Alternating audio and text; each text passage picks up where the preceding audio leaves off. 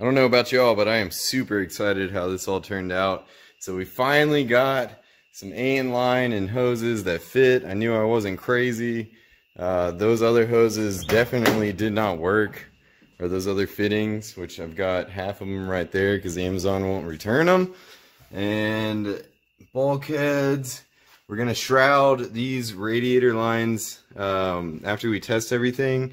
And then I've actually got some like clasps or some holders to tie these down, so we can rearrange them if we want. But super excited, got it all worked out. This part was kind of tedious. I had to take out the radiator, notch that, plate it in, weld it all up, paint it so it doesn't rust immediately. But man, I am super pumped. This thing is gonna be so sweet after I get it running, which I don't know if y'all noticed, but can you read what that says? Oh yeah. Some of you might know what that is, some of you might not, but just let me know. You should be pretty excited for what we have coming up next.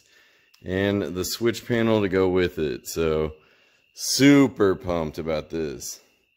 Anyways, y'all have a good one. I will see y'all next time.